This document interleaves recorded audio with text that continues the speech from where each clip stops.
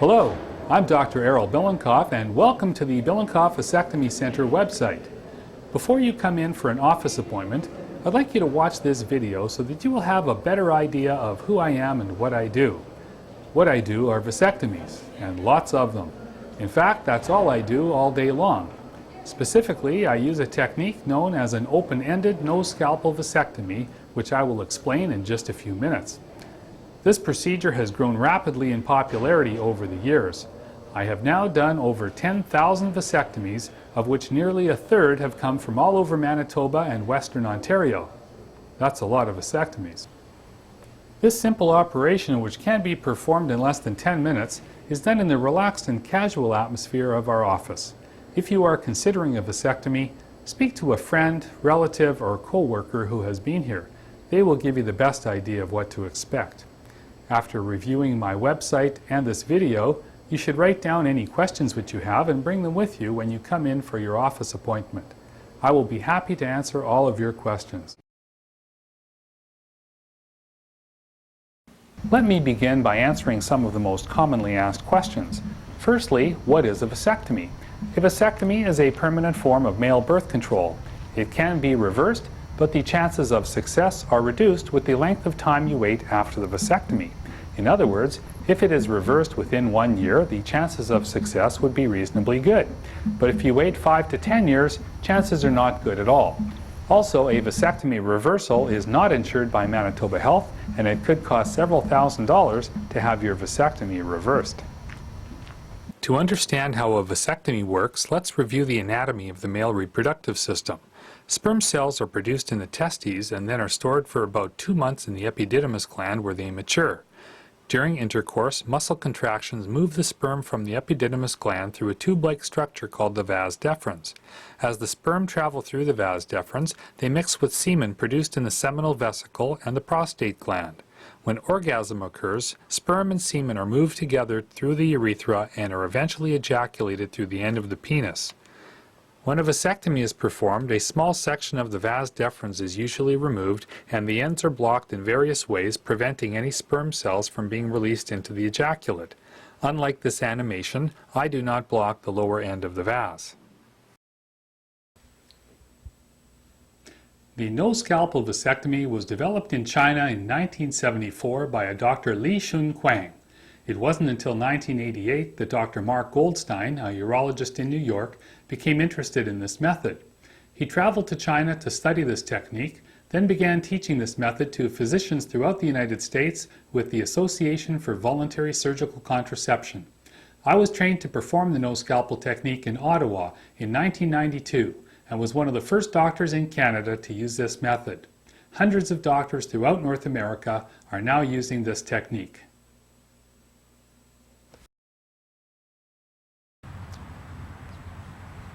Let's now compare the no-scalpel and conventional vasectomies.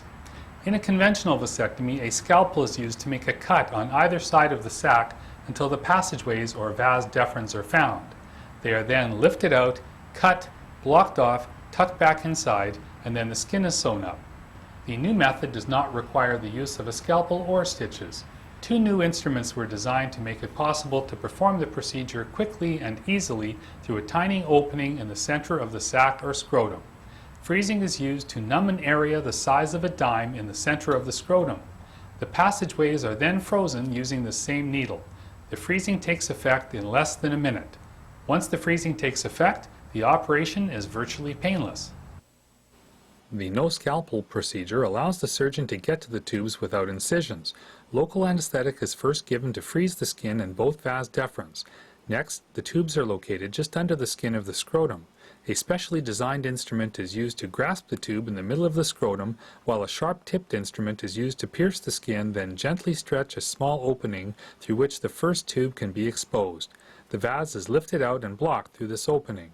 Then the second tube is exposed, lifted out, and blocked through the same small opening. No stitches are needed to close the tiny wound, which will quickly heal without scarring.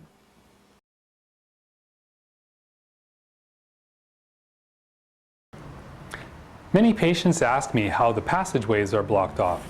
There is no standard way to block them off. Different methods are used by different doctors, regardless of whether the no-scalpel or conventional techniques are used. Some cut out a piece of vase, some don't.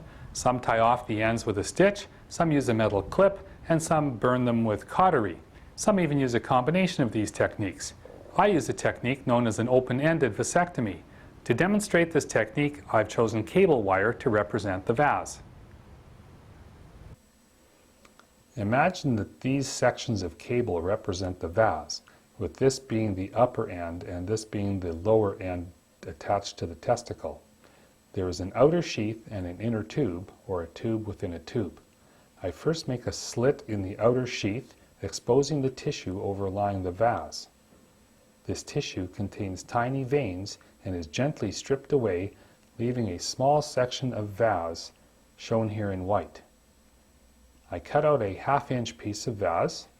I cauterize the top end and drop it back inside the sheath. I do nothing to the bottom end and drop it back inside the sheath. To make sure that the two ends never grow back together, I keep them separated by pinching the sheath together in between the two ends of vase and keeping it pinched with this small titanium clip, which is crimped on like this.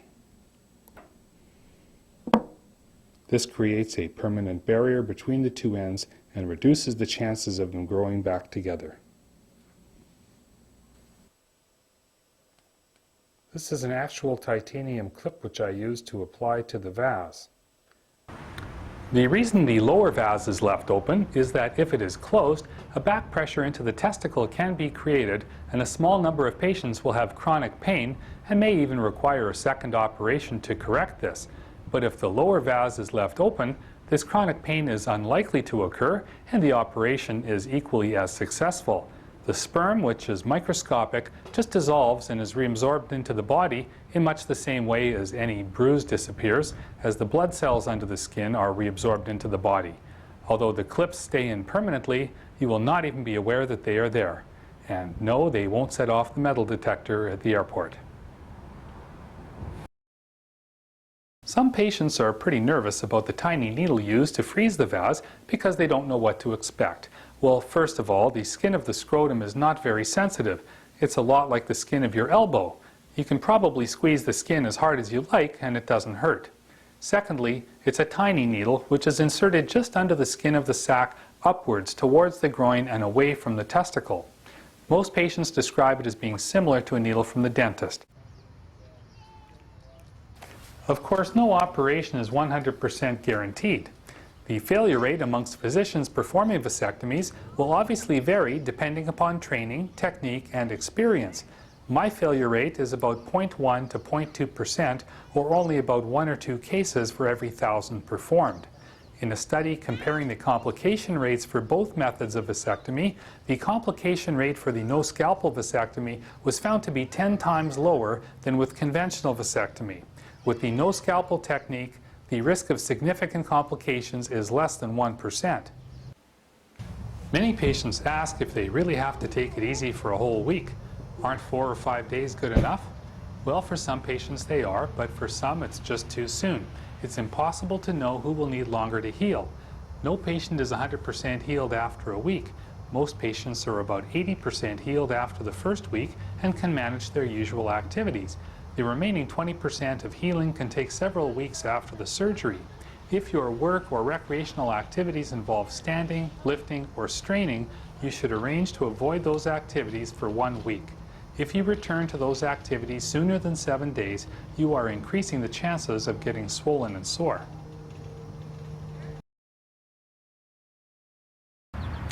It is quite normal for there to be sperm still present for several weeks or months following a vasectomy. So it is very important that you use another form of birth control until a sperm sample shows that there is no more sperm remaining in the ejaculate. If you live outside of Winnipeg, your sample can usually be taken to a local lab or hospital instead of having to bring it here. I recommend that you drop off your first sample after 3 months and then a second sample 1 month after the first one, just to be absolutely certain that there is no more sperm left. If both samples show that there is no sperm, you can discontinue all other methods of birth control. Your operation has been a success. For those patients who live in and around Winnipeg, I like to meet with you first before we schedule your surgery for a couple of reasons. I want to make sure that this is the right choice for you. I would also like to make sure that I am able to perform your surgery, which I can only tell by examining you. Not everyone is suitable for this operation, although being very overweight or having had previous surgery, such as a hernia operation, doesn't usually cause a problem. Occasionally it does. Also, patients who are on blood thinners or who have a bleeding disorder should also have this discussed first. And I also like to know who the fainters are. You know, the ones who pass out when they have blood taken. These patients should have their surgery done in a hospital where they can be given medication to relax them. This works better for both of us. By now, I think you can understand why more men in Canada have had vasectomies than women have had tubal ligations, and why more men have had their vasectomies at the Billinkoff Vasectomy Centre than anywhere else in Western Canada. And don't forget, in the time it took to watch this video, you could have had a no-scalpel vasectomy.